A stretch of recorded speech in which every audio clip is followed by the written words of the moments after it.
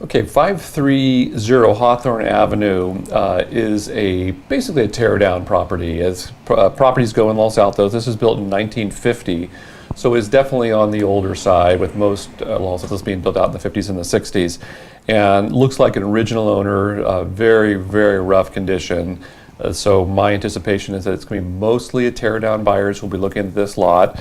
So when we talk about condition, we really have to recognize that I think there would be a few buyers who will look at this, whether or not they could actually redo it to live in it.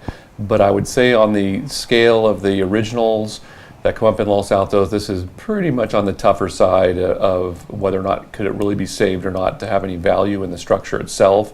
I'm assuming that's part of the reasons why it's not staged or repainted and things of that nature, that I'm assuming that the sellers and their agents probably felt like it was a teardown. So condition, we're going to, of course, on a scale of 1 to 3, we're going to give it a 3 because it's in horrible condition. But that shouldn't scare somebody off per se, though, because if they're looking for doing a major remodel or a teardown, it could be a very interesting opportunity. Now, location-wise, Hawthorne at that part between South Clark and El Monte is a little bit of a cut through, but I would say on the more minor side. So I'm going to give it this from a 1 out of 3. I'm going to give it a 2 from a location standpoint. It's a good, solid location. What I like about it, you're still a walk to town. Certainly, this goes to Covington Elementary, so you can walk the kids to Covington Elementary. And but remember, this is one thing that's unique about this little part of Los Altos is that there's a little section of Los Altos that you go to Covington and then the kids go to Block, but then they come back to Los Altos High School. So a very small percentage of the kids at Block Middle School go on to Los Altos High School versus Mountain View. So just something to think about. I've had some clients worry a little bit about it because of continuity of relationships for their children.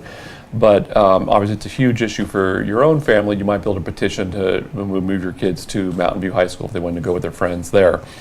And then lastly, let's talk about the value concept at $1,695,000.